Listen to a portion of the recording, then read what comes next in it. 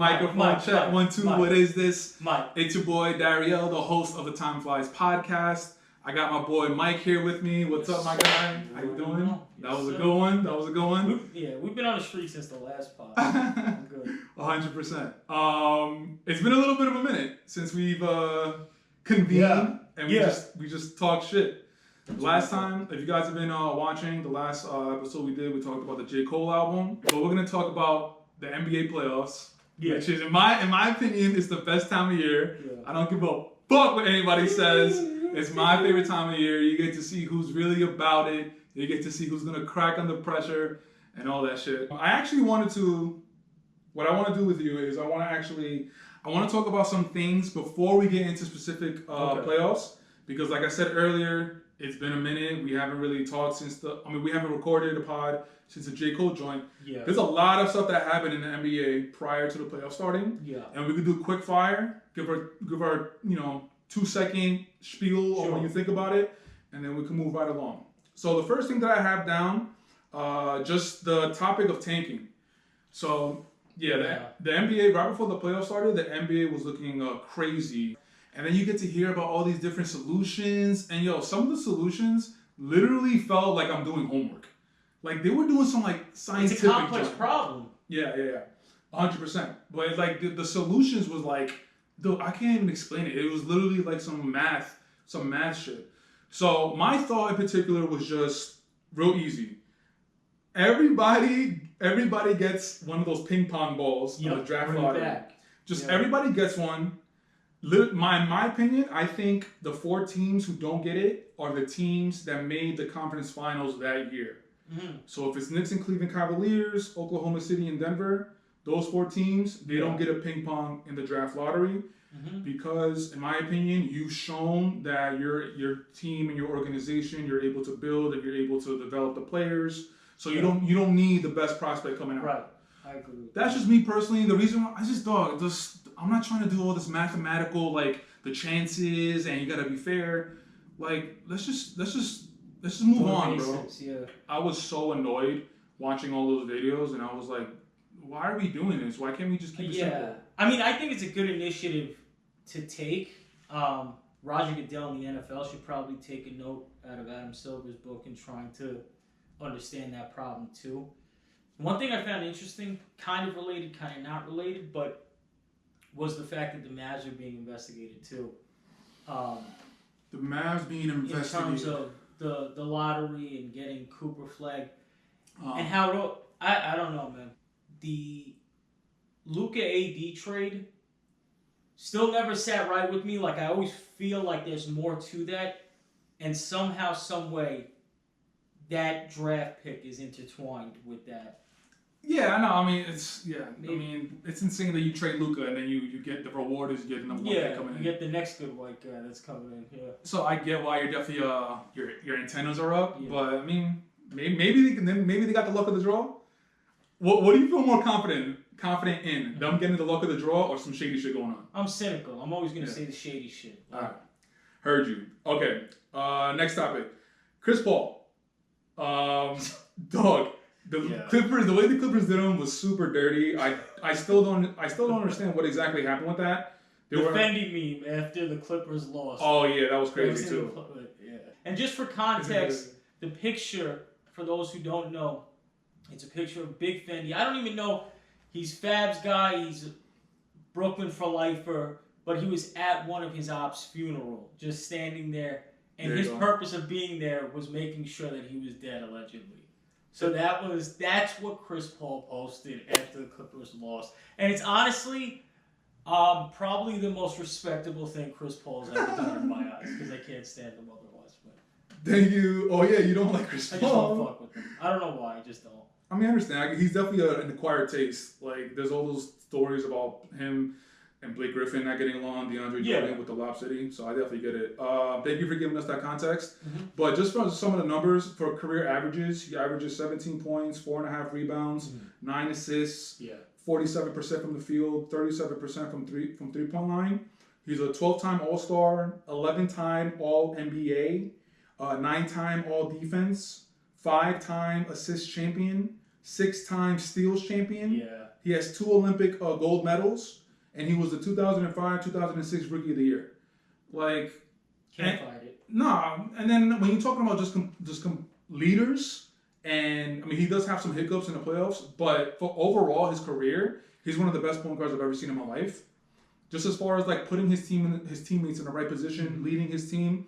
I mean, there were moments in the Clippers run where Chris Paul was the toughest player. Yeah. He was the best player. Yeah. And he's like 6'2". Yeah.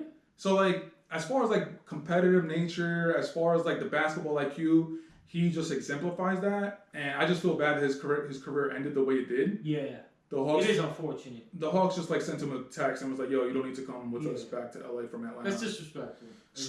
Super disrespectful. One thing I will say is that, from my perspective, he was kind of the last of the traditional point guards before the point guard changed in the NBA with the evolution of, the Steph Currys and he was facilitating like a traditional point guard would. But I mean, like I said, I fuck around. Just don't fuck with the dude for whatever reason, but you can't fight the number. You're eligible for the Hall of Fame after the first 5 years of retiring, I think. He's first ballot. 100% he's first ballot. It's just a shame that he doesn't have a chip. I was going to say no rings for him, but the numbers, though, come on. Yeah, 100%. Okay, so moving on. This is something. Bam Adebayo's 83 points. That happened on March 10th against the Wizards. The stats: 20 of 43 from the field, which is 46.5%. 7 of 22 from three-point line, which is 32%. He was 36 of 43 from the free throw line, which is 83%. Now, the only thing I want to say about this Bam Adebayo 83 points, yes, I was fucking tight, bro. I was tight, dog, because before Bam's 83, it was Wilt's 100, which is still kind of like iffy because people there's a lot of there's no video footage of how it happened. But it was Wilt's 100, it was Kobe's 83, and Kobe's my guy. And Kobe's name has been like really weird as of late. I always had that to look to. Yeah. I was like, yo, like you can't tell me nothing. Like if you're not gonna count Wilt's 100, then technically Kobe had the most points in NBA history. Yeah. So he had that. Yeah. And then Bam's 83. I'm like, are you fucking kidding me, bro? Yeah. All the respect to Bam because you still gotta put the ball in the bucket. You still gotta. They're still NBA professional players. At the end of the day, it's not like Kobe scored the 81 on the best fucking team in the NBA either. But I don't want to get caught up in the wave of the people who, when Bam got the 83, it was just immediate hate. So I mean, to your point. This is the NBA. These are professionals you're playing against, and you scored 83 points. Respect. 100%. Leave it there. Yeah, 100%. Bam, salute to you. And you and Asia Wilson are the real-life incarnation of Love and Basketball with Sinai Lathan and Omar Epps. Shout out to you. Yeah. Okay, next up. So it's funny. Bam's 83 was on March 10th. Luka Doncic had a 60-point game against the Heat on March 19th. 60 points, 18 of 30 from the field, which is 60%. 9 of 17 from three-point line, which is 53%. 15 of 19 from the free throw line, which is 79%. The only reason why I had this is because literally the next day, First Take, one of their segments was, who would you rather have, Wemby or Luka? And I'm just like, yo, sometimes I hate how like caught up in the moment we are. Yeah. And Luka is a reincarnation of 2018 James Harden when he was with the Houston Rockets. Everybody know, all my friends know how much I hate James Harden. And I never liked Luka, and little by little, I feel like we're learning a little bit more about him. He's super injury prone, and the way he plays, he's super ball dominant. There's no ball, there's no body movement. Yeah. I don't like the way he plays, bro. Yeah, no, I know. You don't. So for that segment, to say Wemby or Luka, it's like, are you kidding me? Yeah. It's not a question, I'm taking Wemby, bro. Yeah, I think the jury's out on that one. Well, I'm glad you agree with me. I'm going rapid fire, baby, rapid fire. Okay, so then after that, March 21st, I want to give some love to my guy, KD, because he passed Michael Jordan in scoring, and he moved into the top 5. Fuck with KD. 100% of the all-time scoring list. And again, it was against the Heat.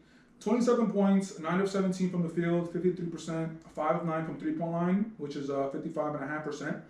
I just want to show love to KD because, I mean, if you're an avid basketball player and you had dreams of playing in the league, like, I don't think anybody that has dreams of going to the league, I don't think one of their goals was to be top 5 in scoring all time. Right. And then KD's he just looked up and he sees it. I can only imagine what that feels like. Man. You know, and you pass up some people's eyes the GOAT. Yeah. Like that's insane, bro. So and KD's my favorite player right now, still playing. So I gotta show some love to KD. I feel the same. You have any No, I would say because we maybe discussed this on one of our other NBA pods, but I would have to say if I had to select a player from this generation or the era in basketball, that KD's probably my favorite. Love that dude. Lit. His career is gonna be super interesting when he retires, though. Oh, it's gonna be so interesting to talk because the whole Golden State, and he's never been the leader or whatever. And he's even getting some shit for it right now because of the playoffs. But yo, his career is gonna be so interesting to talk about when he's done. Wemby, I don't know if you saw, but this was maybe a couple of weeks before the regular season ended. Wemby had a press conference with the media, and one of the media members, they asked him why he deserves to be MVP. And this really struck me because he's not like every other NBA player where they're very robotic with their answers and they're very media. PR. Yeah, exactly. They're very PR. Wemby's not like that. So this question from the media member was, why do you deserve to be MVP? He gave three reasons. Number 1, defense is 50% of the game and it's undervalued. 2, we almost swept Oklahoma City and we dominated them 3 out of the 4 games.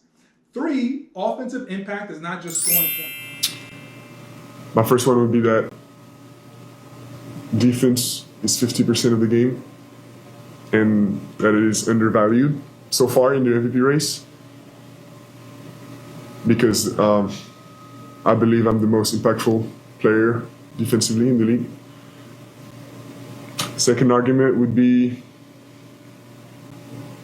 that we almost swept OKC in the season, and we dominated them 3 times with their real team and 4 times with more rotation players. And my third argument would be that offense impact is not just sports. People want to say that the more gravity that you're able to attract, it frees up his teammates to be more offensively aggressive, which should be included with the whole MVP voting. So he goes on to say that. But I wanted to just mention that because, again, like I said, most NBA players, they're very PR with their answers. They're not gonna try to make a case for themselves. Yeah. They're kind of gonna say look at the numbers, or they're gonna give some wise ass answer. Wemby, first of all, he put a name on the Oklahoma City Thunder. He's we dominated the Oklahoma City Thunder. He's putting names on bullets, bro. Yeah, he didn't say we're one of the best teams in the West. It's us and another team. Yeah. He's no, the other best team in the West. Much love to Shea. No, he didn't do none of that. I love that. I was like, whoa. He's when I saw that type of energy. Ever since that summer vacation with KG, this dude came back. He's KG and the Monks. Yeah. Yeah, no. So I just love that about Wemby. Hopefully he's able to stay healthy for the rest of his career because I feel we just need more of that. Just more. Just give us honest answers. We don't want to hear the robotic PR answer.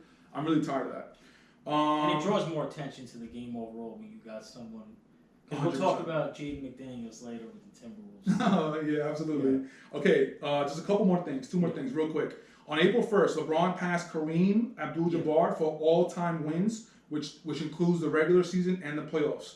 LeBron James passed Kareem by winning his 1,229th game. Yeah. And we got to show love. If we're going to show love to KD for passing top 5, it's insane, bro. It's when I even saw, Stephen A. bowing down and kissing the rim, there's never been someone who's this good for this long. There's just not. And, he's clearing all these categories. Obviously, for personal reasons, my vote would always be in the MJ category, more so, for nostalgia and the era that we admired. But, come on. LeBron, man. Yeah, it's insane. That's crazy. Bro, pop quiz. If I were to ask you, who do you think the third person on that list, LeBron 1, Kareem 2, who do you think just randomly would be number 3? Celtics player? No. I'm not going to take up all your time. Give it to me. Tim Duncan. 1,000. Okay. Yeah, Makes sense. 1,158. Fundamental. Okay. Yeah. So LeBron, salute to you, bro. You're literally defeating Father Time. You're proving all the doubters wrong. I don't know what else to say about you. Yeah. You're literally Mr. Bionic, man. I don't know. Okay, the very last thing I want to say, then we get into the playoffs. April 3rd, Cooper Flag dropping 50. I believe he became the youngest player ever to drop 50. 19 of 30 from the field and 3 of 9 from the three-point line. There's been a lot of talk about who should be the Rookie of the Year. Con Knibble from Charlotte or Cooper Flag. I mean, me personally, I would give it to Con Knibble, but I understand the argument. The argument that I'm seeing everybody say is that Cooper Flag being the main attraction, he has all the defense geared towards him, so he still has to get his. He still has to go against the defensive schemes. Whereas Con Knibble, he's a third best player, so he doesn't attract the same attention. That boy with the threes, though. Yeah. I mean, I get the argument, but just my argument is just like, yo, but he's just been consistent throughout his whole rookie year. Like, the shots that he took, he had to make, and he did. So we should show him love. I don't know why they haven't done, like, co-rookie of the years in mad long. When was the last time they did a co-rookie? It was, I think it was Steve Francis and somebody. Oh, so this is, what, mid-90s? It's like, no, it's like the early 2000s. I think Steve Francis is what draft class? I thought it was I think he's like 2000 or 2001. Why did I think he was like 98? But okay. I mean, I can see that. Yeah. Grant Hill and Jason Kidd, they had one, Okay. but that was like late in the 90s. And then it was Steve Francis and somebody else. I can't remember who it was, but that was the last time. So I'm just thinking they should just do it. They should do the co-rookie of the year. I'm curious to see how Cooper Flag develops. He's a problem. He's a problem. I'm curious to see where that goes. Like, you're starting to see this next generation of stars shape up a little bit. We'll see. He has an opportunity to be the best white player of all time. Of all time. The only person he has ahead of him is Larry Bird. Now, he has a lot of competition. Larry Bird has 3 MVPs in a row. 84, 85, 86. Yeah. And he has 3 rings. And I think he has 2 finals MVPs. It's a lot. It's a lot of work. It's a lot of work. Big shoes. But I do think he could get it. Because, dog, he's just... It's going to be also based around how the Mavs build around him, too. Oh, 100%. We're talking about everything. It's just like, I just don't see that type of athleticism with white boys. No. Honestly. No, Like, he's already ahead of the curve. You don't see it. So... I mean, Larry Bird didn't have that level of athleticism, really, like, No. to be honest. But his level... he's skilled. 100. He's like Jokic. They can't jump over... They can't jump over a piece of paper on the floor, but they can, like, give you triple doubles. Crazy. Respect. All right, so now we're going to move on to what we're all here for. We're here for the 2026 NBA playoffs. Now, by the time this video comes out, there's been a lot of games that's been played already. So unfortunately, we weren't able to give you this video before the playoffs started, but we're here now. So we're going to start off, of course, we're going to start off with home team, always and forever. We're starting off with the New York Knicks. So as of today, as of this recording, the series is tied 1-1. Atlanta, they just came up into the Garden on Monday. We're recording this on Wednesday. They just came into the Garden and they tied up the series. Okay, so I want to start off by saying my expectations for this team is first of all, championship is completely out of the window. Out of the window. I don't even have a glimmer of hope of winning a championship because of the roller coaster that this team has had this entire season. Just inconsistent. Atlanta Hawks, going into this series, before the series even started, I was going to say Knicks in 6. I could see the Atlanta Hawks pushing it to 7. And them going into the Garden and beating us with the home crowd, with all the energy and the momentum, like, it shows something about the Atlanta Hawks team. And CJ McCollum is that dude. I don't understand why people are super surprised that CJ McCollum came and he put the team on his back. Like, people forgot who CJ McCollum was. He's... Nah, bro. In the Portland Trailblazers, I know they didn't do shit. I know they didn't win a ring. They didn't go to a lot of But that's where he earned his name, though. Like, 100%. He was Dame's sidekick. He was the number 2. He was the second best player on the team. But he was he has handles. He knows how to hit timely jumpers. He's the leadership. He has the experience. Like, I was not surprised that CJ McCollum, first of all, made Jalen Brunson dance real quick. And as far as the Atlanta Hawks beating us and tying it up, I'm not surprised. I am disappointed. I got more shit to say, but I want you to get your shit off. Go ahead, talk to me. No. So that's the one thing. And even though like I was low key shitting on CJ McCollum, it's the fact. Like that. I was talking to my father. We were watching the game 1, and it felt that first half or first quarter specifically, game 1, literally felt like Brunson versus CJ McCollum, them going back and forth. And listen, and you especially saw it in that game 2 performance when they needed him. For the most part, he came up. And it's no bias, even though I got the shirt, documented Knicks fan. The Knicks lost that game. The Hawks didn't win that game. I'm with you. CJ McCollum missed 2 free throws at a pivotal point. They won the game. I mean, the Knicks lost the game, but Atlanta took advantage. Well, and the one thing too is Atlanta came back from a 14-point deficit too. Mm-hmm. That counts, and that speaks to your point earlier of the level of inconsistency with this team, and that's why it's hard for me to trust them. As good as they might look in the game 1 performance or whatever, like when you see that, you're like, it's the fucking same old Knicks. But yeah, so CJ McCollum misses those 2 shots. Josh Hart gets the rebound. Maybe got a little too excited, but no timeout was called. And we didn't have a timeout. We didn't have a timeout. Yeah. That was another big talking point because the NBC graphics, it was on Peacock, and they showed that we actually had a timeout, but we actually didn't.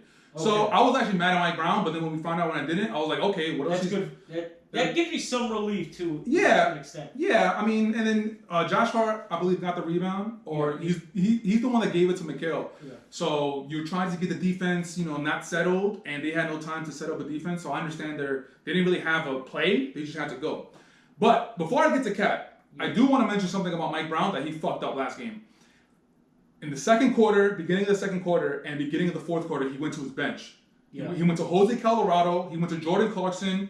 And someone else that I can't remember. They fucked up, bro. Beginning of the second quarter, I think it was Shannon. Thank you. Beginning of the second quarter, I think we were up by like 12 or 14 points. He enters his bench. They gave up I think they tied it, or they just drew it back down to like 2 or 4 points. And it happened again in the beginning of the fourth quarter. So it's kind of that is a little bit on Mike Brown because I don't know. It's a little bit on Mike Brown because I don't know. I think he should have seen a little bit faster that the bench was not answering, and he should have put the players right back in right away. Agreed. But I do also want to put some of the blame on the fucking players. Yeah. Especially Deuce, bro. Yeah. Deuce looked like shit that game, bro. Yeah. Deuce. He looked horrible in game 2. I'm gonna pull up the stats right now. It's almost like he's consciously trying to be the antithesis of what Tibbs was. Like, you know what I mean? Like, I don't know, man. I knew that this was going to be a roller coaster ride for a number of reasons, just because of how inconsistent this team has been. But I'm also very curious to see how Mike Brown coaches his way through the playoffs, which to this point, he is on the hot seat, bro. I mean, coaching or playing the Knicks is pressure on itself because of the New York media and all that stuff. But Mike Brown has pressure because everyone is watching to see how he answers the bell with Coach Tibbs being fired. Right. Everybody wants to see how he's using his players because Coach Tibbs and the players and the minutes. Like, he does use his bench, but he needs to be a little bit better knowing when the bench doesn't have it. Yeah. So, I mean, he's just in a hot seat, bro. Not to mention, though, Mike Brown, first year, New York, and it's considered finals or bust. That is a tough expectation, tough bar to meet. So finals or bust, that's insane, bro. I know, and James Dolan, I did mention this in the last podcast, the last basketball podcast, link in the description. Go check it out. But I told you that James Dolan, he did a radio show, and he said it's finals or bust, and that just put even more expectation. Yeah. And if you're a Knicks fan, you know that's not. It's the kiss of death. Even before the playoffs started, if you're watching the Knicks every day, you knew getting to the finals or winning the finals is not a realistic dream. So when James Dolan said that, he put so much pressure on the players, on Mike Brown. So that's even more pressure that they have to, not necessarily pressure, but but getting to the finals, I don't know that seemed as unrealistic before the start of the season as it does now. I think before, because nobody you didn't expect the Pistons to come out the way they did. You didn't expect Tatum to come back in the fashion that he did. A lot has happened. On top of the fact that the Knicks have been proven to be very fucking inconsistent and unpredictable, these other variables kind of play a role in the fact that and we spoke about this on one of the last NBA pods, but it's like how we felt before the season versus now in terms of the expectation, and it's like, yeah, I mean, certain things popped up. We'll see now, but yeah. That Jason Tatum wild card is the biggest wild card in the playoffs, bro. Like, yeah. I wasn't before Jason Tatum came in. We'll get to it if we get past Atlanta. Okay, so the last game, Deuce played 19 minutes, no points, 1 rebound. He was 0 of 3 from the floor and 0 of 1 from 3-point line. But he also had costly turnovers. And like turnovers where it's like, yo, all you need to do is be strong with the ball. I hate one of the biggest irks that I have is like when you see a player and he's not solidified in his decision making and he's like kind of and like you could see it. I hate that. Yeah. And Deuce had 2 prime examples of that on the last game. And Deuce is actually coming into the playoffs. Deuce and Landry Shamet and Mitchell Robinson, those 3 players, I was like, yo, I'm 100% confident. We're good to go. Hopefully this is just a bad game for Deuce. Hopefully he bounces back, especially tomorrow, because we're definitely gonna need some bench points. Facts. But yeah, I was just super disappointed in Deuce and Jose Alvarado. Like, I don't know how much we should expect from him. Like, he's just an energy guy. He's an energy guy. I mean, and he was there because Deuce was. I think a big part of him coming was Deuce's injury. Yeah, it was. But I think when it comes to Deuce, I may not have been as confident as you coming into the playoffs. Definitely Mitchell Robinson, definitely Shamet. Shamet has been proven to be kind of that guy. I love Shamet. But Deuce, since coming back from the injury, hasn't felt like the Deuce of old. I don't know what, maybe he's just got to find his rhythm, but I don't know. It's something's missing. I mean, I don't want to just not as confident. I don't want to give him the excuse of like, I know he had surgery, so maybe he's still healing from the surgery, because he had hernia surgery and actually just had hernia surgery last year, so I know what that's like. So I get it. So maybe that's it. Maybe that's something we can hold on to as to why he played like shit. So, Deuce, we just need a really big game from you tomorrow. Yeah, tomorrow. You got those big moments in you. 100%. 100%. And I'm just super confident in him. Somebody that I was a little surprised that played well in game 2, who's somebody that I didn't really have any confidence in, was Jordan Clarkson. He had 7 points, 5 rebounds. He's showing out a little bit. 3 of 6 from the floor, 0-1 from 3-point line. Jordan Clarkson, like I said, going into the playoffs, I was a little like iffy on him because I just felt like his career has been very inconsistent. And he's known as being like instant offense off the bench. He won 6th Man of the Year. But what a lot of people didn't really mention is that like he has highs, but then he has really low lows. Yes. And he's great when he's on a high, but like I just don't like that inconsistency. I gave you the numbers for game 2. Game 1, he had 8 points, 2 rebounds, 4 of 6 from the floor. He took no 3-pointers. So as far as the stats themselves, Jordan Clarkson is not bad. He's having a good series. We only played 2 games. But from what I remember in game 2, like he had I remember somebody went out for a layup and he's the one that actually tip dunked it. Mm-hmm. I just like his activity. I like his activity. I like him being aggressive, looking at the basket. I was dude, the bench really disappointed me, bro. Yeah. And I told Diego, I was like, it was Mitch, Landry, Deuce, Shamet, and somebody else. Maybe Jordan Clarkson.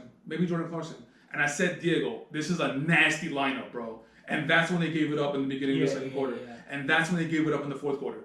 Okay, do you have anything else to say about the bench? No. Okay. Yeah. So now we're gonna talk about somebody who's just like, when you talk about the Knicks, you're gonna talk about Brunson and you're gonna talk about Cat. Let me tell you how I feel about Cat. I'm not gonna shit on him. Okay. I'm not gonna shit on him. Yes, there's this talk that he needs to be more aggressive. I think he only took 2 shots in the fourth quarter, like yesterday in game 2. I understand all that. My expectation for Cat right now, it's a bad expectation, but I don't really see what else I can do because I don't want to go on these roller coasters with him. My expectation for Cat is like, yo, whatever you give us, we're okay. That's my expectation, which is horrible. It's horrible. I mean, that's realistic.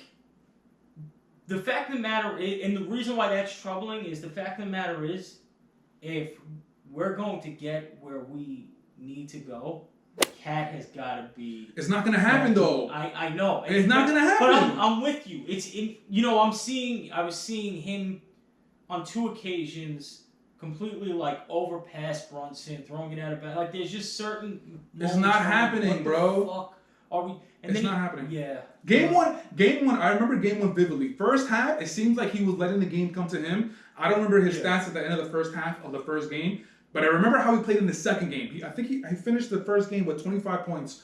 The second half, he was aggressive. He took the ball off the cuff. Yeah, and he was taking the ball off the cuff, getting and ones, taking the threes, and I loved to see that because the first half he let the game come to him, and then the second half he took advantage of the moments that he had. I love that. Game 2. I don't know what the hell happens. And it's this constant roller coaster with Cat where we see him play good, we see him go ghost, we see him play good, we see him play mid. Yeah, I'm done with it. Is, bro. Like, I'm done with it, bro. I'm done with it. I feel like any time I'm so done, bro. He's the aggressive Cat, you see what it is, and I just don't understand why that's not there and that motivation is not consistent even in this predicament. Let me tell you something. Today, the talking heads that I was watching, because yesterday I think he only took 2 shots in the fourth quarter. They were talking about, is that a coaching thing? Is that a player thing? Let me tell you something. I never waited for a coach to call my number. When I caught the ball, my first thought was always to score. And then obviously if the defender was blocking me and I couldn't get around him, then you look to pass. But Cat's talent level, I don't even understand why he doesn't think to score when he catches the ball. He's a good passer, don't get me wrong. He can actually make some plays, but when everybody knows that your talent level is to the point where you're the best player or you're the second best player, like you need to be aggressive at all times. So I don't want to hear this to the coach put him in a better position. No, bro. You have the talent, you have the skills, you catch the ball and you're looking to go to the rim, you're looking to put the ball in the bucket. I never understood that with players. So Cat. And the thing is with Cat is like he literally has the advantage in his position. He's playing a Kongu, which he could take off the dribble or he could body him up. And then when a Kongu is not on him, they have some guy with the last name Gay, who's literally like a twig. Yeah. Just go on the block and back down, but he's not gonna do it.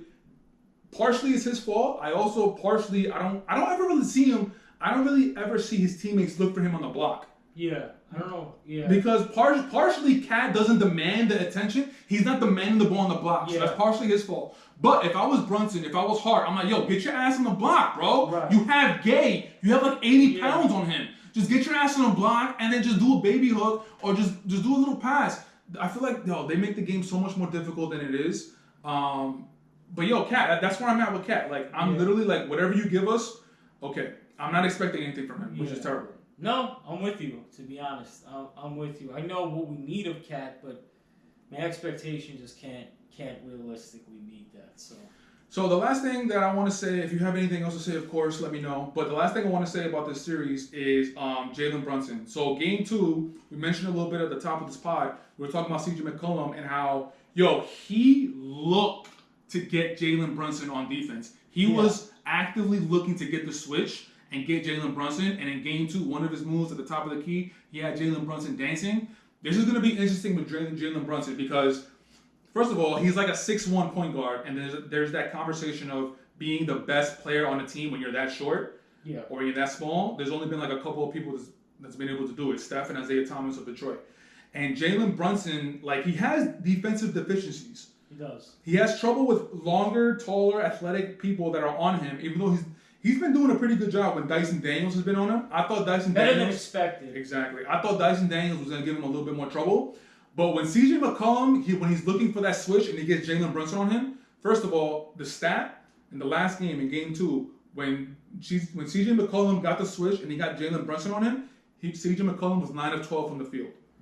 So he's literally just looking like, I could take Jalen Brunson, I could body him up, or I could take him off the dribble, or I could literally shoot over him, because CJ, I think, is like 6'5", 6'6". Yeah. So it's going to be interesting to see if Atlanta in game 3 tomorrow, if they're going to drive that home, then Jalen Brunson either has to take the responsibility, or if he's going to hide from it, he needs to get OG and Mikal to switch right away.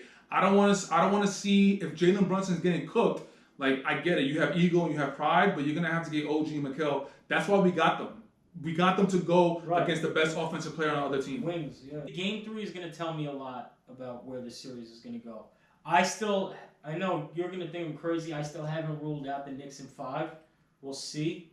But Game 3 is going to tell me where we're going. So, Speaking, I mentioned OG and Mikal. I just wanted to go over the Mikal Bridges trade again because one of the things about Cat, everybody gets on his back because everybody expects him to be that second best player on the team. And in my opinion, I think the second best player on the team, it has to be a committee. It has to be OG, Mikal, and Cat.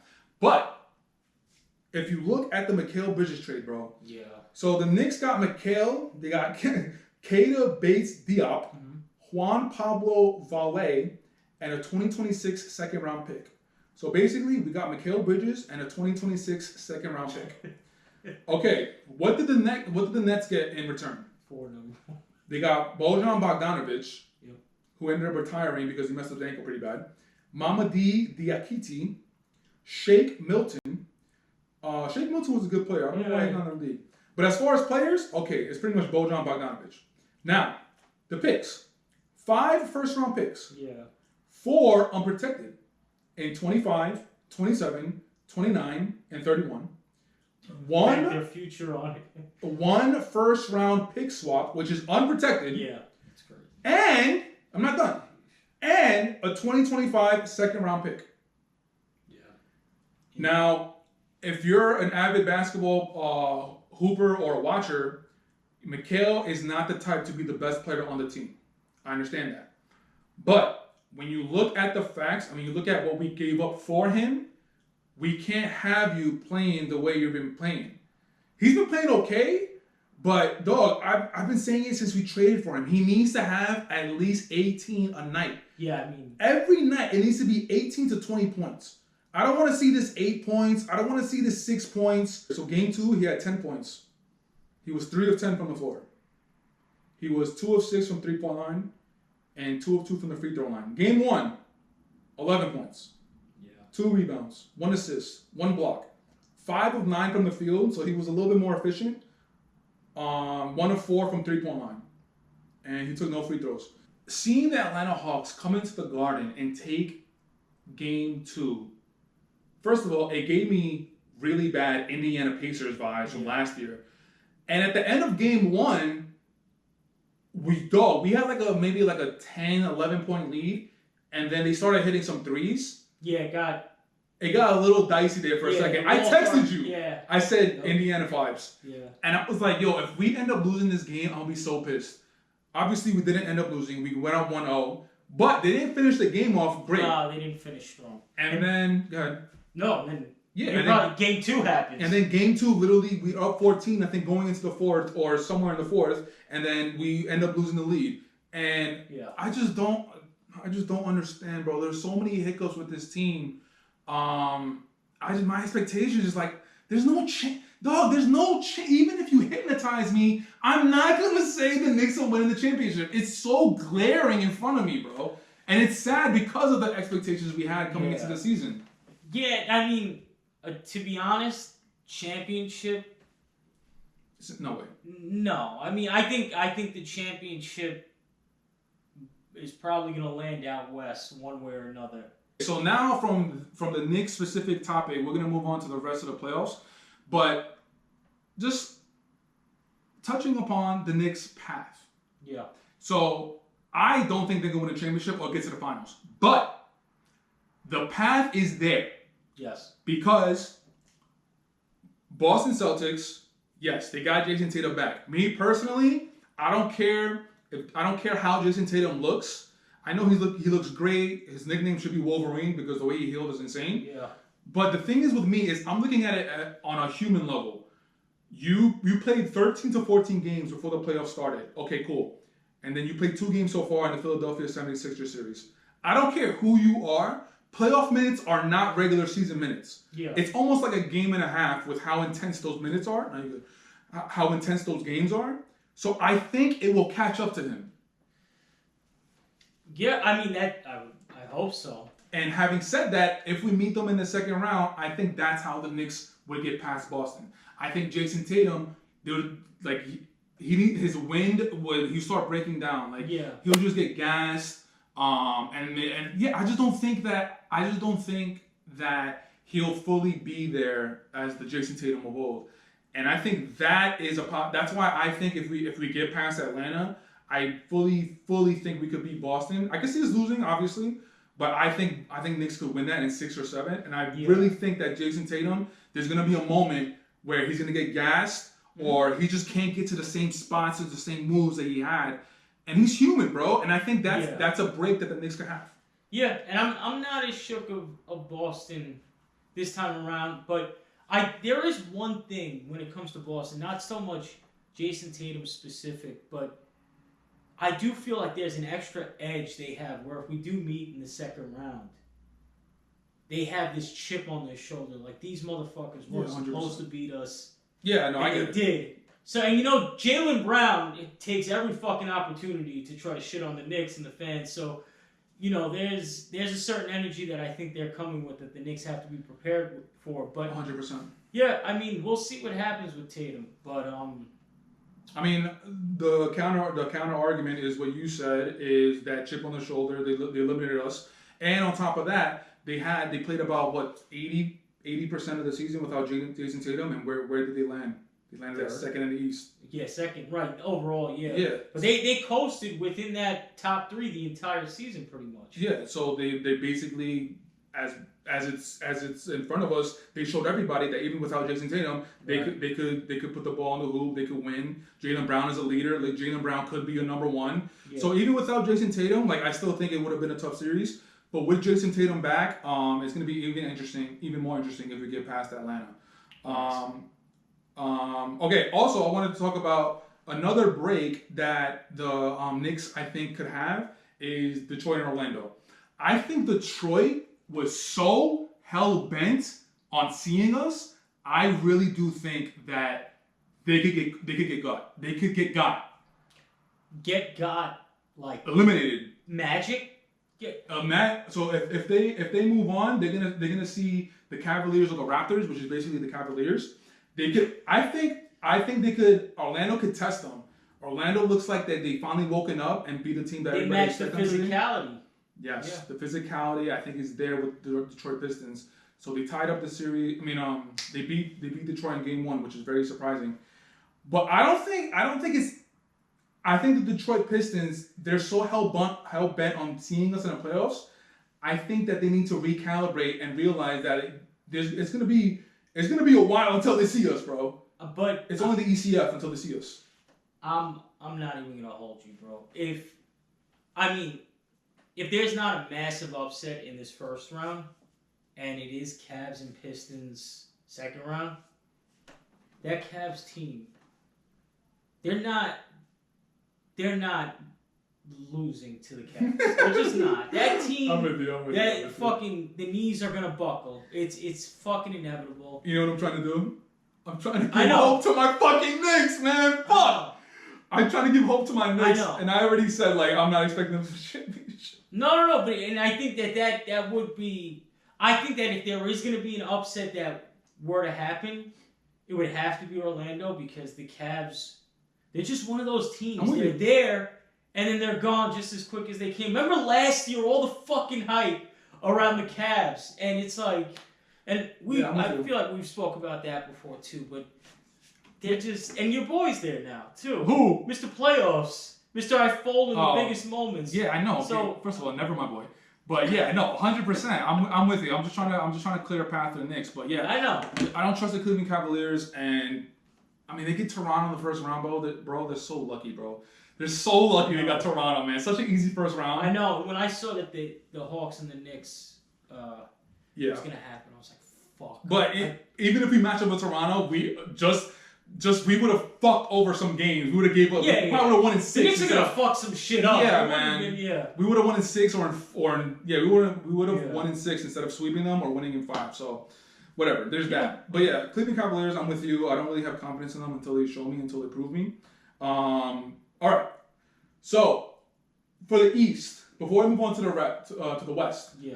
For the East, talk to me. So you got Pistons and Orlando. Tell me who you got moving on and how many games. I got the the Pistons in a hard-fought 6-game series. Okay. Cleveland and Toronto, talk to me. Yeah, that's. I mean, How many that's not games? even a series. I Sweep? fucking hate that. It's a sweep. Sweet? I hate that series. Yeah, that series is terrible. All right. We were talking about the Knicks, but we didn't give our thing. We didn't give our takes. Talk to me. Knicks Atlanta. As of right now, I'm standing on Knicks in 5 still. I'm still holding strong to it. You did say that. Yeah. Okay, Boston and Philly. I like that series. I think that's a sleeper series. Interesting. Of these series, that's the sleeper series. I still say Celtics. And this is going to kind of contradict it, but it's going to be an entertaining 5-game series. This is a 5-gamer, but it's one of those series. But it's going to be like a hard full. Yeah. Every game Philly's going to put some blood in Boston's mouth. It's going to be one of those. I get what you're saying. Yeah, I mean Philly. They won game 2. Surprisingly, the thing with Boston, bro, something that we didn't talk about is that the way they play, bro, they live and die by the 3, and it's grotesque. Yes, but you think that they learned from last year? Remember, like they that? Don't. Yeah, I don't know. They don't. I don't understand why they don't, bro. But keep doing it. No, 100. No, but they're so like they're doubling down on it, bro. I don't know what the fuck that is. Like it's almost like a mental block because you saw how bad that fucked them last year, right against it, like. Yeah, they lost to and here we are again. And that's another thing about that series too. Not only them living and dying, but on the other side of it, Maxey is a bad motherfucker, and he's not going to go down. Facts. He's not going to go down without a fight. That's, bro. Yeah, and VJ Edgecombe has shown a lot of promise. That's a team. That backcourt for the future is going to be really, really good. They get another piece. Yeah. We're having a different conversation about Philly, I think. Yeah, 100%. And in game 2, VJ Edgecombe, he showed everybody what he's really about. Yeah, he was the leading scorer, and he became the youngest player to have 30 points as a rookie, superseding the Magic Johnson and LeBron. So VJ Edgecombe is really like that. He is. And it felt like he came out blazing, and he never, you expected this great dip, because it couldn't be that good for that long. Now, he had some hurdles, but man, has he been fucking consistent, bro. He's been consistent for the most part of the season. Yeah. I mean, from the game that I saw yesterday, bro, he wasn't scared of the shots. No. They were looking for him to create for himself or create for others. Super athletic, super bouncy. He could put it on your head. Yep. I like him the future is bright for Philly. Facts. Only Maxey and VJ Edgecombe. Everybody else, that needs to be cleaned out. Yeah. That needs to be cleaned out. But yeah, no, I agree with you. Okay, so for me, before we move on to the West, Detroit, Orlando, you said Detroit in 6, right? Detroit in a hard-fought 6, yeah. I'm going Detroit in 7. Okay. I'm going Detroit in 7. Cleveland and Toronto, fuck it, I'm going sweep. Yeah. No, you know what? Fuck it. I don't trust the Cavaliers. They're going to fuck up. They're going to fuck up. They're going to fuck up. They go Cleveland in 5. Should I be a dick and say 6? No. Cleveland in 5. Yeah. I'm going to say the Knicks. Boston and Philly, I'm going to say Boston in 6. I'm going to say Boston in 6. Yeah. I'm going to say Boston in 6. Knicks in Atlanta. Yeah. Knicks in. I could see 7, bro. Nah, fuck that. I could see it, bro. If they go 7, my fucking balloon is deflated. I'm gonna keep it safe. I'm gonna go 6. Knicks in 6. But do you remember the Boston Celtics with KG, Paul Pierce, and Ray Allen? Do you remember their first playoffs when they won the championship? They went to Game 7, the first round and second round. Yes. It was Atlanta. Yep. They went to Game 7. Another team, I forgot, they went to Game 7. And then Detroit in the conference final, they beat them in 6. Yeah. And they go on to win the championship. So if they go to 7 with Atlanta, I'm just giving you some context. Yeah, you know? and I appreciate you. No, that's a good point. But I'm with you. Like if they go 7 with Atlanta, I would be super disappointed. I mean, if they win, cool, whatever. But I would be very disappointed. Yeah. Okay, so now moving on to the West Coast. Let's talk about the series that you're super excited about. Yeah. You told me before recording. Talk to me. Why are you so excited about the series? Tell me the series. I mean that Timberwolves and fucking the Nuggets. I love that matchup. My thing when it comes to this, it's not so much technical basketball shit. Obviously the competition is there, but there's an energy between these two teams that gets solidified by like the commentary from Jaden McDaniels about Jokic, fucking Jamal Murray. And he's not wrong either. I mean, bad defenders. He's not wrong in terms of they're not awful, but you got Dante hitting big shots and joking. I don't know. I love this series. I love the matchup, and I'm excited for Game 3. Man. No, you have validity in what you're saying because the last 2 years they've been seeing each other in the playoffs. 2 years ago, I believe Nuggets beat them in 5. Last year, I believe there's like a rivalry there. Yeah, and it's a real rivalry because they face each other in the playoffs where there was something at stake. I hate people making rivalries out of like regular season stuff. Yeah, that's something else. No. But no, so they've seen each other in the playoffs the last 2 years where something's at stake. Last year, the Minnesota Timberwolves beat them in 7. Hard fought. That was a good series. That was a fucking good series. Amazing series. Unfortunately, the Timberwolves they lost in 5 to OKC in the Western Conference Finals, which is a bit of a dud. Yeah. After playing Nuggets like that, how are you gonna go and lose in 5? Whatever. They blew their load in that Nuggets series. Probably the energy was probably expended. Staying on the series, so that series was definitely going into the playoffs. If we were able to record our episode and we were talking about who we're gonna win, my sleeper team was Minnesota, and the reason why was because of the experience, because of Anthony Edwards, and just how much history that these two teams have. They're very used to each other, so it's not gonna be any surprises. But Game 1, Anthony Edwards, like. He didn't look great. He didn't look good. Yeah. And he was dealing with a knee issue that we don't know exactly what it is. The report just said that he's dealing with some sort of knee issue. And I don't know who to pick because Game 1, Ant-Man looked like he was dealing with something. Game 2, though, he looked great. He looked explosive. He looked like he was able to take people off the dribble. And I thought this guy was battling injury. And I don't know who's going to win. If Anthony Edwards is fully healthy, I'm taking the Minnesota Timberwolves. I'm taking them in I think this is going to go 7. Yeah. Minnesota in 7, but I don't know how healthy he is. Yeah, so you don't know how much further it goes even from there from Minnesota. Like literally Game 2, he looked like his old self. Game 3, next thing you know, he could just like leave in the second quarter. Yeah. And what do you think about it was his knee? It was inflammation. They said that his knee was inflamed and he missed like a week of scary. He missed like a week out of the last 2 weeks of the regular season. Sorry, go ahead before you. No. Because I know how you feel about Julius Randle. What do you think about that matchup? Fucking God. You and Julius Randle, bro. You and Julius Randle, bro. What do you want me? Duh. Yo, you always have to bring him up. I got love with Julius Randle because he helped turn the Knicks back into playoff contention. That's for me too. That's my whole thing. Now, put that to the side. Yeah, we can put it to the side. I can't stand him as a ball player. I can't stand him. He's so inconsistent.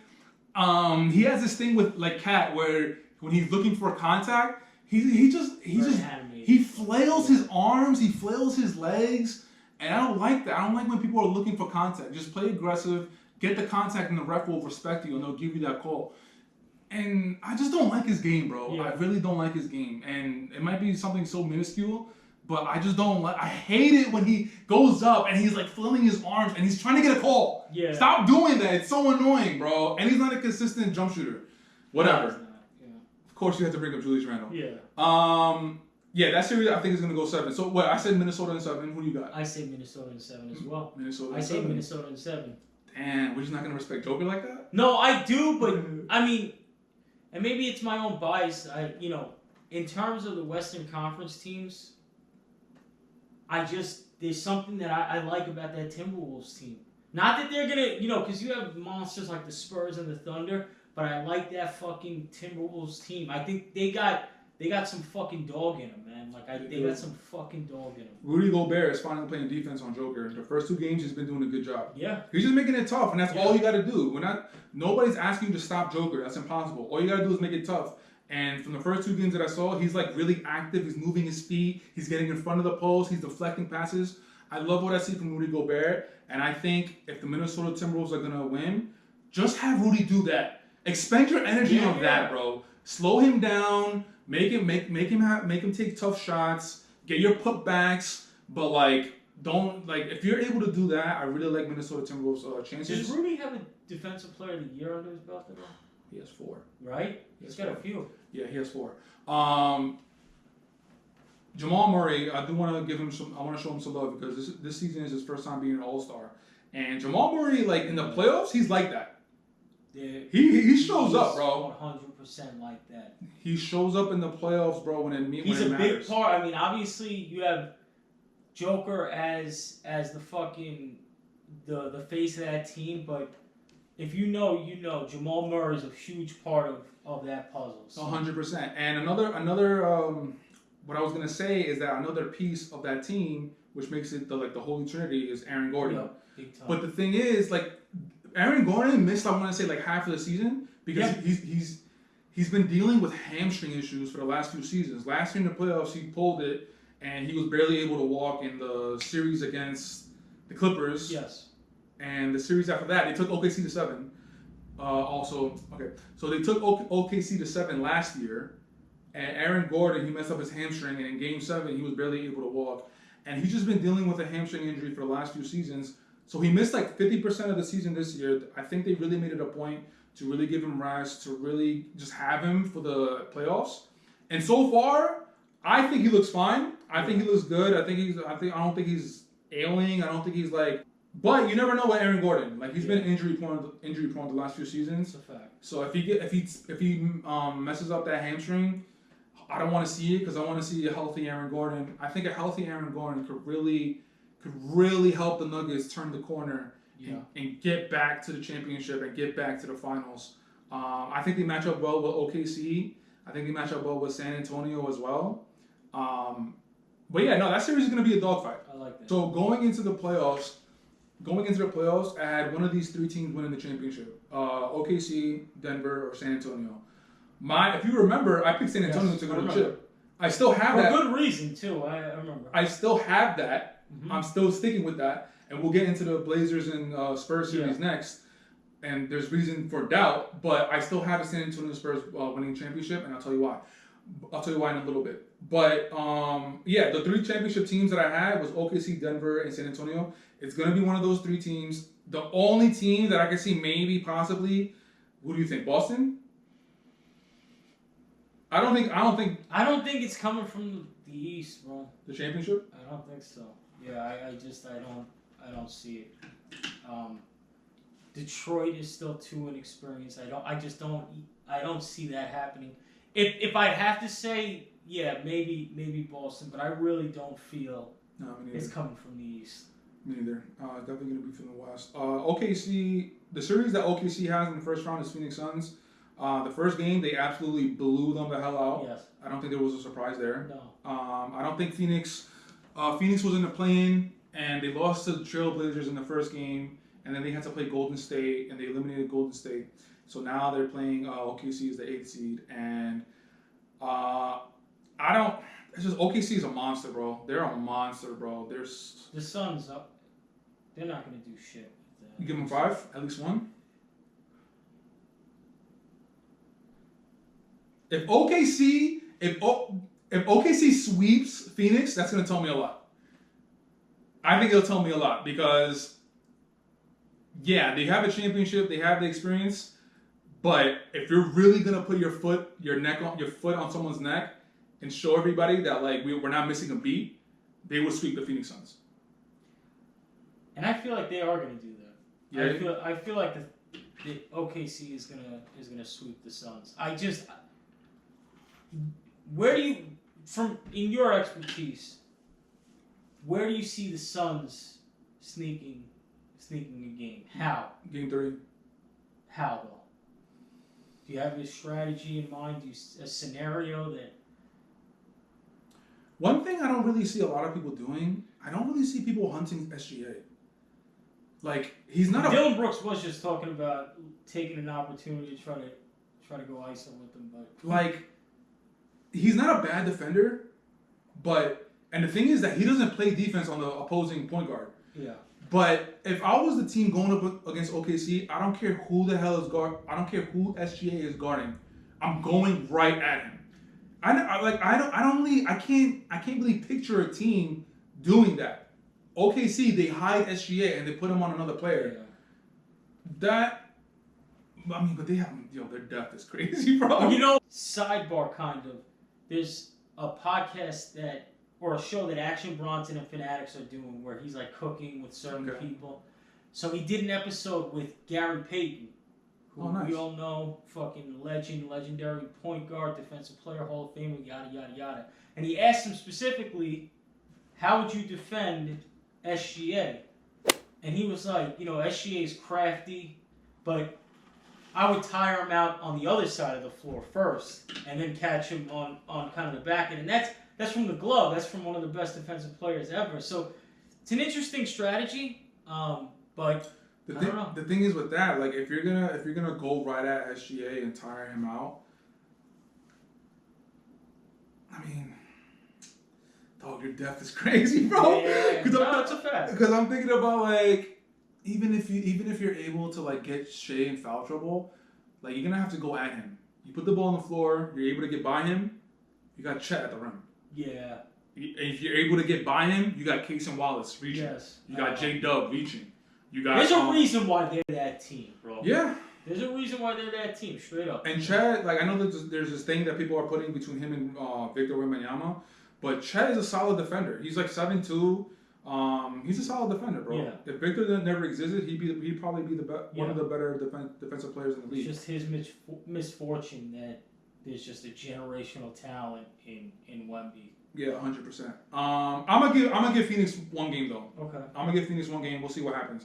I wish we were able to record an episode, bro, before the playoffs, because going into this series, completely different. I know where you're going. Yeah. Bro, I had Portland going. I didn't have them beating San Antonio. Yeah. But I had them going the limit. I had them 7. I had San Antonio 7. And now, with Game 2 just happened last night, we see Scoot Henderson. Yeah. Fine, thank God, bro. It's about time that he fucking... There's been a lot of talk about him. One of the talking points is that everybody develops a little bit differently. But the thing is that, dog, he tore his hamstring. Yeah. He didn't strain it. No. He tore it. Bro, that's a serious injury, bro. He missed like 80% of the season. Maybe half, whatever. But he missed the majority of the season, and people also forget that he was the 3rd pick in that draft. Yeah. It was Wemby, Brandon Miller, and then it was him. And when he was with the G League Ignite, and Victor Wembanyama was playing with the team in France, they actually had like an exhibition here in the States, and I think he played twice. If you watch those games, Scoot was going straight at Victor's neck. Yeah. So Scoot is like that. He's somebody that's not scared of the moment.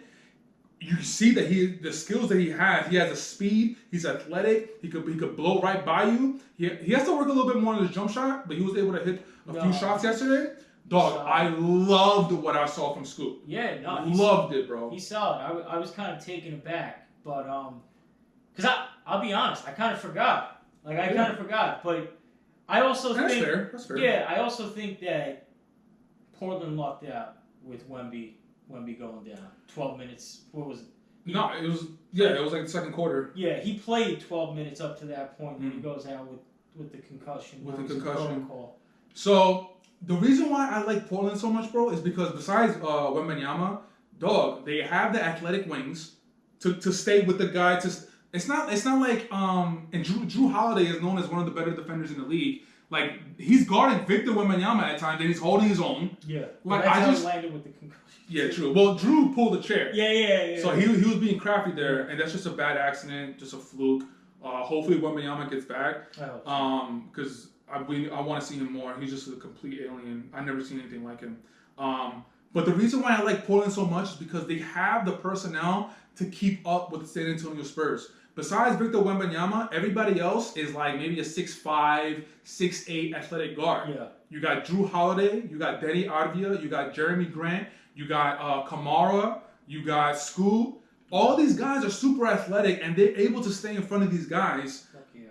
And they both don't have experience. Yeah. It's not like San Antonio can rely on it. Yeah. So I'm saying, don't be surprised if this series goes 7. No, I mean, I'm not bugging off the 7. Even me, myself, I was thinking along the lines of a 6-game series between the two, especially after, Game 2 yesterday. But no, that's the same way the Sixers and the Celtics were the sleeper series of kind of the East. That's the sleeper series of the West for me. 100%.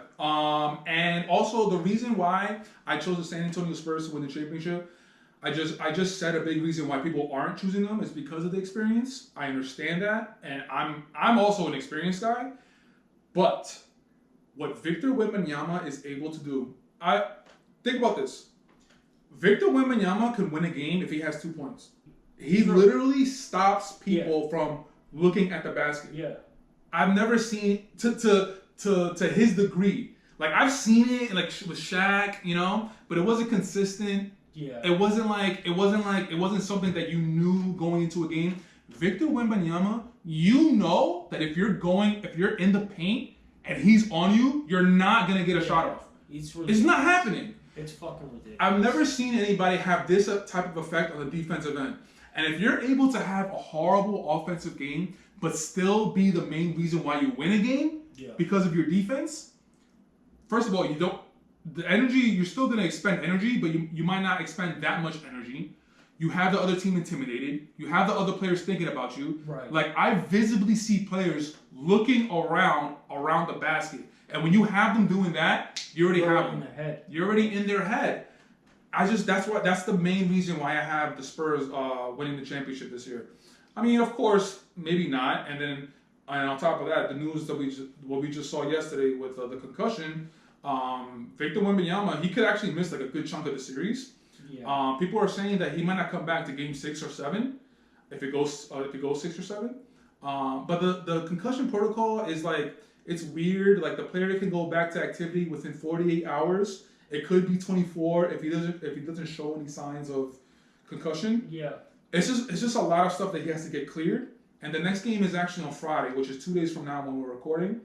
I don't think he's gonna be there for game 3, but I think he might be there for game 4. We'll see what happens. I'll tell you what. The Spurs and even bigger, the NBA are going to do everything to expedite that process. And if Wemby can come back as soon as possible, he will be back. So tell me, with Wemby, if Wemby comes back game 4, how do you see the series? Spurs in. I say Spurs in 6. Spurs in 6. I say Spurs in 6. Now let's play this game. If Wemby, for some reason, he's not able to play at all in this series, talk to me. Spurs in 7. Spurs. So I still say the Spurs. There's still a solid team without Wemby. Obviously, they're on a different level with Wemby, but Dog, Spurs in 7. Am I crazy to say that the Blazers could win the series?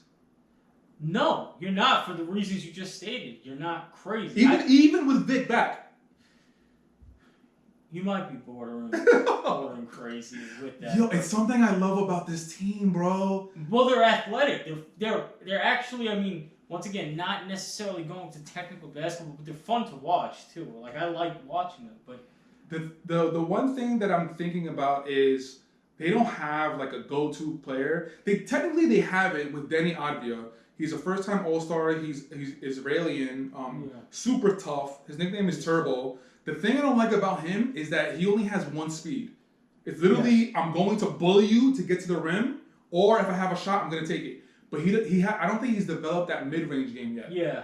When he's literally going at you, he has to develop that going at you. Okay, let me do a little step back. A little more finesse. Yeah, and that's the one thing, because he's their go-to guy right now. Yes. Scoot just had a crazy game. Hopefully he's able to keep doing it. But if I'm being realistic, I don't think he's going to be able to keep up that consistency. Denny is their guy. Yeah. And that's the one thing that I'm like I could see them with the game plan of, just crowd him, make him put it on the floor, and if he gets by you, take charges. Like I could see the game plan. He needs to develop that finesse, that mid-range game.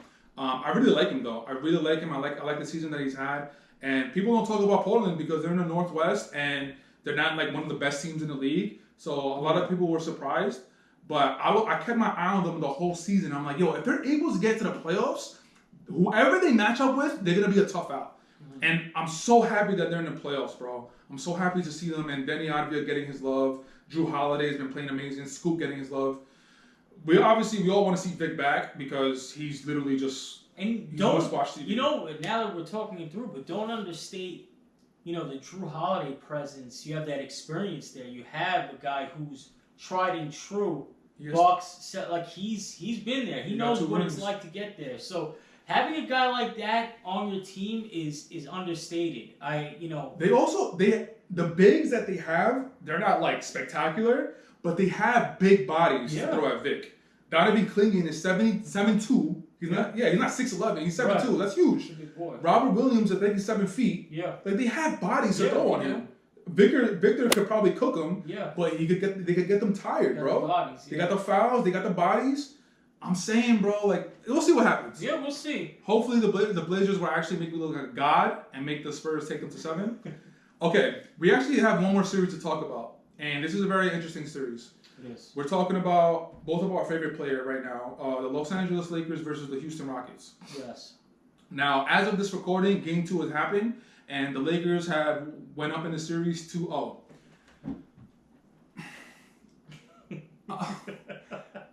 Dog, I'm not surprised. I am, but tell me why you're not. The Houston Rockets have been dog shit the entire season, bro. They relied on KD way too much. Fred VanVleet was out with the ACL injury, which fucking sucked because they would have been in a different situation this year. They're depending on Reed Shepherd, and unfortunately, he's just not ready for the moment, bro. Yeah. The regular season is different. You're able to have good games, bad games, mid games. The playoffs, if you have a bad game, that's the wrap on you, and they're going to seek you out. They saw how bad of a game you had. Yeah. Mm-hmm. They saw how bad of a game you had. They saw your decision making. They saw how if you were scared of the moment, and they're gonna just do whatever they did in Game 1 for the rest of the series. Yeah. Reed Shepherd is not it, bro. I'm sorry to say, maybe he needs more time to develop. I'm not saying he's a bad player, but as far as in this moment right now, he's not ready. So if Reed Shepherd is not there, you have Torrey Eason. He's not a playmaker. You have Josh Okogie. He's not a playmaker. You have KD, who shouldn't be the one bringing up the ball, getting the double team. He should be the one to get the ball from somebody setting it up from him. He's in a tough spot, bro. He is. He's in a very tough spot, and I'm not surprised because the role players that he's playing with, they don't know the role. They don't know. They don't understand.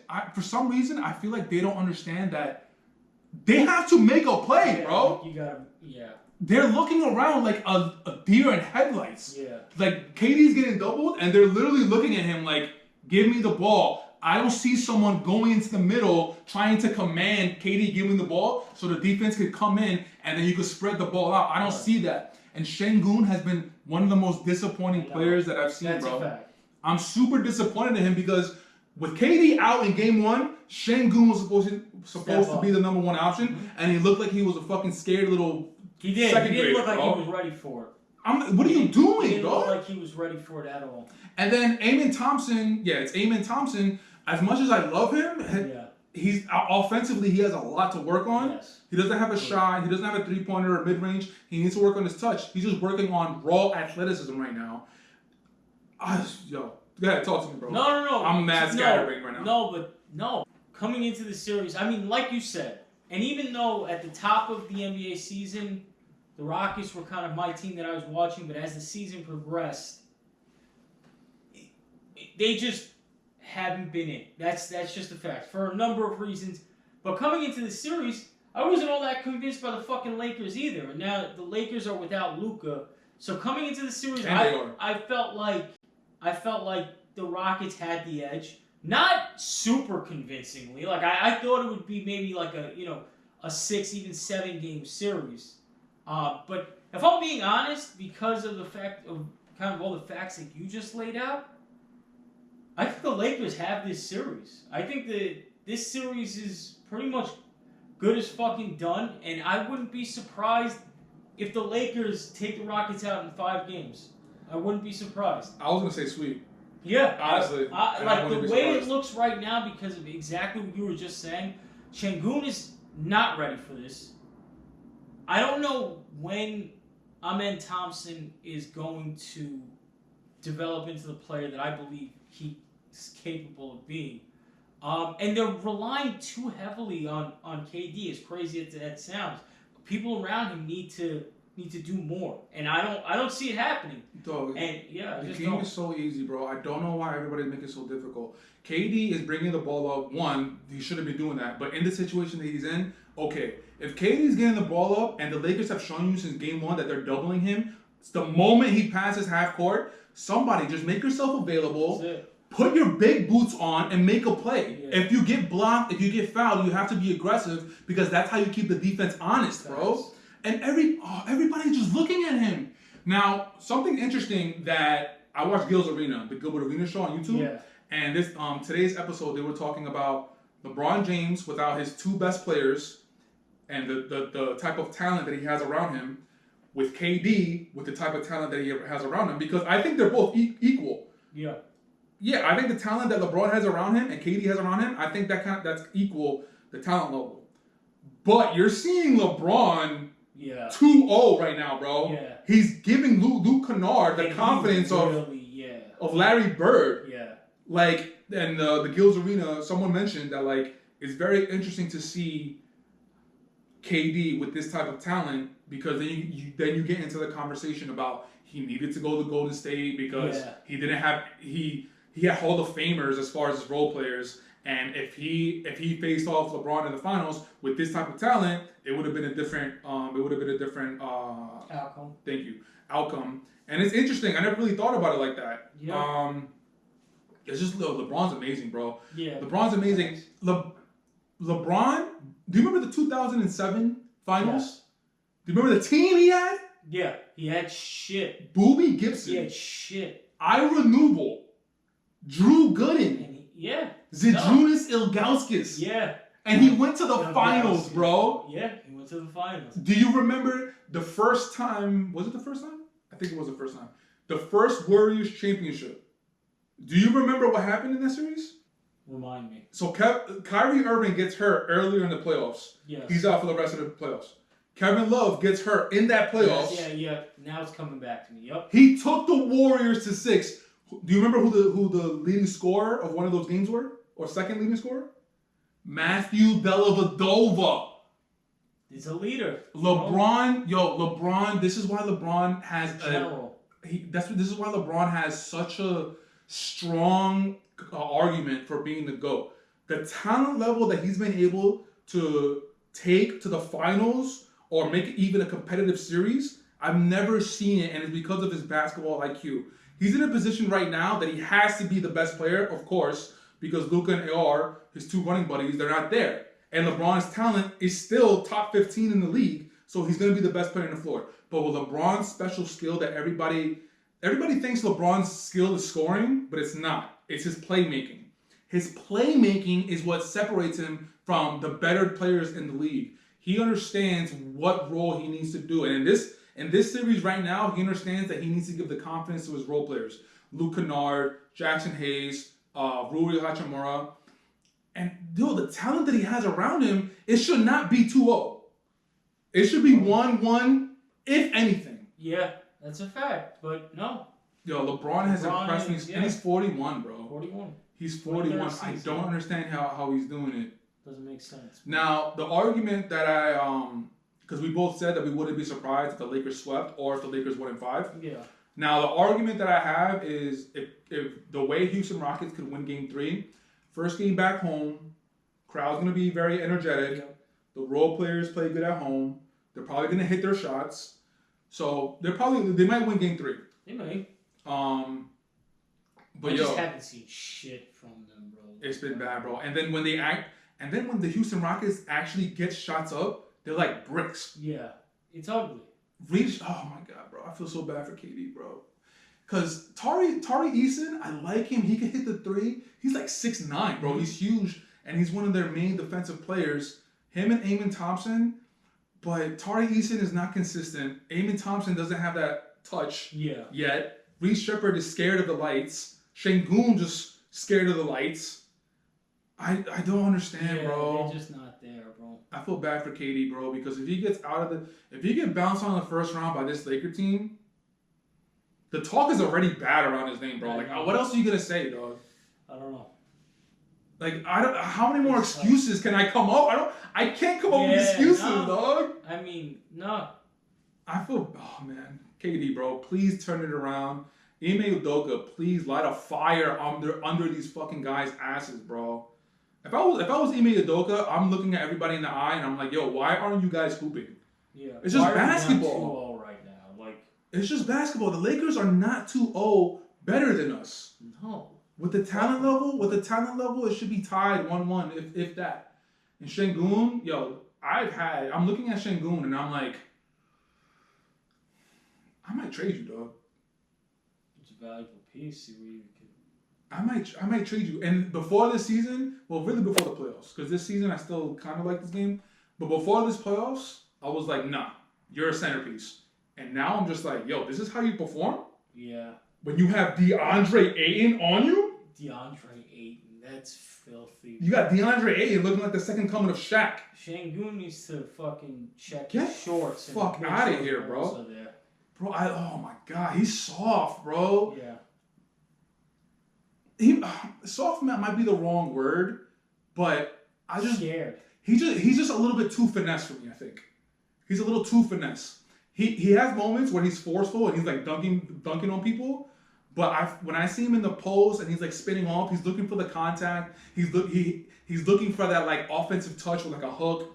Like oh man, if you have that skill, you have to be able to blend it better. Blend the finesse, like use the finesse to get to the hoop. And then when you get to the hoop, put it on someone's head every single time, bro. Yeah. And he has that ability and he doesn't use it often. That's DeAndre Ayton's problem. He's not forceful. The amount of times that I've seen DeAndre Ayton float the ball in the center lane, I'm like, dog, what are you doing, bro? You're able to dunk on these guys. Yeah, I know. I don't understand that either. But if I were to ask you, I think I know your answer because I think you answered this, but the number one series that you're just paying attention to every single game. Like outside. Outside of the Knicks, my bad. Yeah, it's the Nuggets. It's Nuggets right now. Okay, for me, it's the Blazers and the San Antonio Spurs. I think honestly, like just to be completely transparent, I think like after the argument you made for the Blazers, I may watch that series a little bit closer than I've been. And even as we're kind of talking it through, and I'm like, Drew Holiday does have that.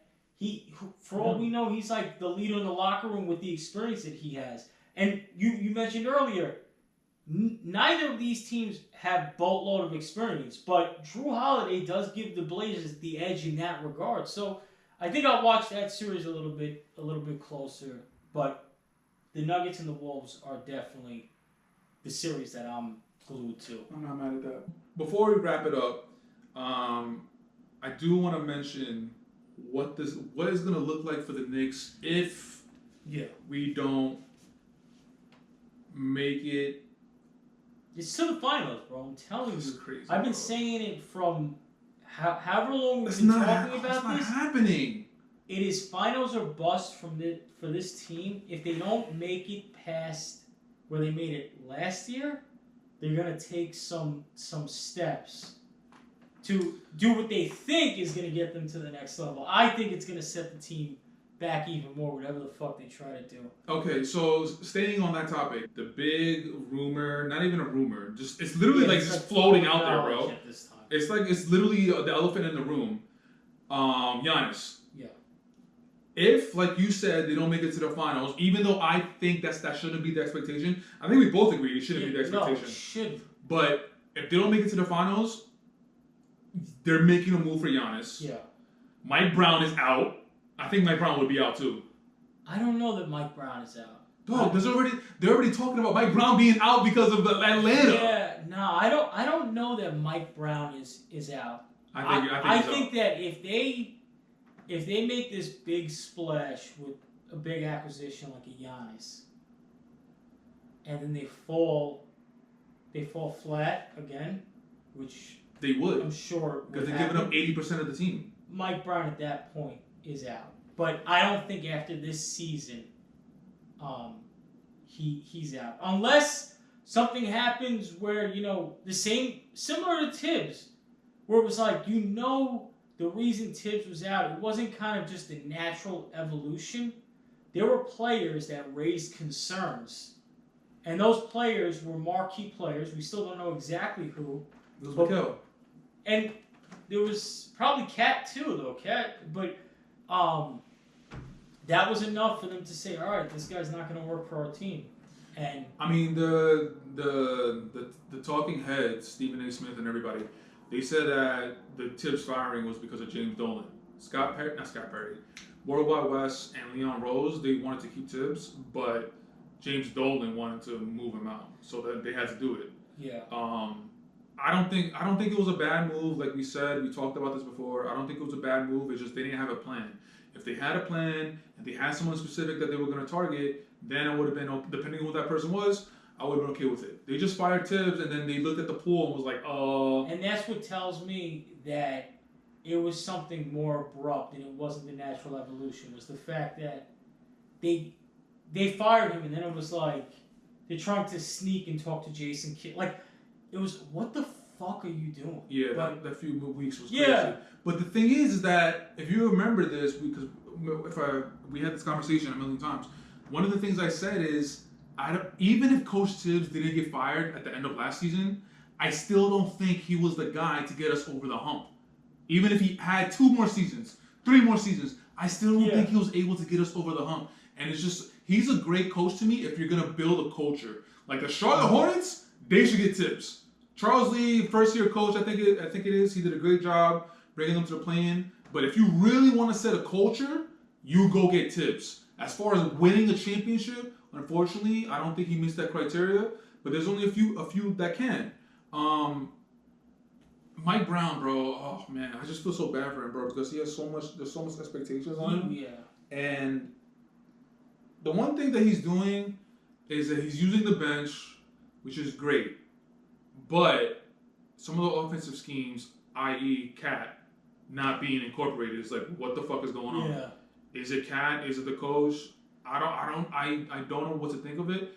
And like we said in the beginning of this pod, my expectation is just like, for Cat specifically, whatever you give me is whatever you give me. I'm not expecting anything anymore.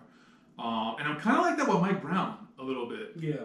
Like Mike Brown, he had all those. He went to the finals with LeBron in 2007, but LeBron was fucking LeBron. Exactly. Mike Brown was okay, cool coach, maybe some good offensive schemes, but you literally had one of the greatest players of all time at your disposal. Right. So there's a little bit of a caveat. Right. Yeah. He won all those championships with Golden State as an assistant coach. Right. So okay, you might have picked up a few things from Steve Kerr. Yeah. He went to the playoffs with Sacramento, like you mentioned in the previous pod. Yeah. First round exit, Game 7. After Sacramento hasn't been to the playoffs in 15 years, I believe. So, I mean, when you look at it like that, maybe he should. I think he's properly rated, bro. Cook, you gotta give him. But there's no time in New York, bro. Yeah, but Mike Brown was not the fit for New York. No, but that like we were just talking about, that falls on the Knicks. You went into this not knowing what the fuck you were gonna do, and now, I mean, okay, let's say we go with the elephant in the room and the Giannis move does happen. What does the Giannis move, in your opinion, look like in terms of who do we ship out? Cat, Deuce, out of OG and Mikhail, I would rather keep OG, I think. 100%. Okay. They're gonna ask for both. But that's my fear. And my fear is that the dumbass Knicks are gonna fucking make that move. Because it's not about, listen, it's not about Cat. I think we both agree. If it was as simple as Cat for Giannis, which is the most unrealistic thing in the world, yeah, without a fucking doubt, okay, let's do it then. But they're gonna take Deuce, which, okay, we are deep enough where Deuce is a loss, but okay, but then you get into the territory of, I do believe they're gonna ask for OG, and I'm not confident that the Knicks are gonna say no to that. And if they ship off OG, I'm like, this, bro. Just not. You know how I feel. If you guys don't know, link in the description to the previous basketball pod.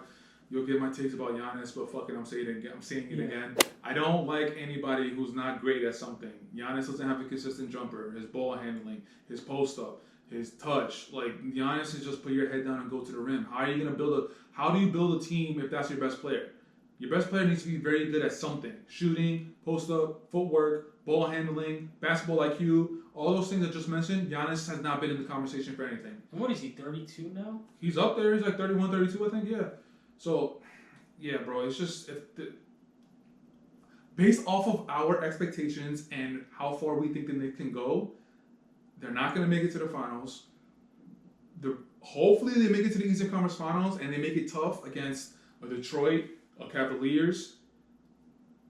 And if they don't make it to the finals, they're going to blow it up and get Giannis, and that is just not the move, bro. It's just not the move. And we're gonna have to sit here and fucking take it. Pause, dog. That's literally what's gonna happen, bro. I hope we're wrong, bro. That's not, dog. It's gonna happen, bro. There's no way we make it to the finals. Finals is the only way we don't get Giannis, and it's not happening. Are we beating Detroit? Are we beating? I mean, Cleveland. Fuck. Cleveland. I get it. Yes. I think Boston, I don't know, bro. It honestly, and it's crazy to say because we're at this point in the season, the Knicks are so inconsistent and unpredictable. On one hand, this is super frustrating, but if we take a step back and just take at the grand scheme of things, that kind of makes the playoffs good. Because it's like, we don't know against the Pistons, you know. That's kind of how I'm utilizing it. It's the optimistic kind of perspective, but yeah. All right, my boy. That was a good pod. Good pod. That was a really good pod. These NBA ones. Absolutely, me too. Obviously we focused on the Knicks, but we touched upon different series: the Blazers, the Lakers, Houston, Denver, Minnesota. So I like what we did. All the links in the description below for all the socials. Instagram, Twitter, TikTok, all that good stuff. Support your boy. If you're watching this on YouTube, hit that thumbs up. Leave a comment. Definitely trying to grow the channel. And it's a one-man band as far as editing, clipping, posting the socials. It's a lot of work. It's a lot of work and it's a lot of fun. But you know, I do want to see I want to see the fruits of my labor, if you will. So again, if you guys are watching this, hit that thumbs up. Subscribe to the channel. If you're listening to this on any of the audio podcast platforms, please rate, review, and subscribe to the podcast. Until next time, of course, I'm gonna have my boy Mike on it. Yes, sir. We're gonna be talking about hip hop. We're gonna be talking about basketball. You never know. Just stay tuned. But Mike, thank you again. Not as strong as the other guys. Nah, it's all right. I mean, Can't win them all. No, yeah. We're like 4 for 5. I was literally gonna say like 3 for 4, 4 for 5, so it's all good. But yo, guys, thank you so much for checking out this episode, and we'll check you out on the next episode of the Time Flies podcast. Peace.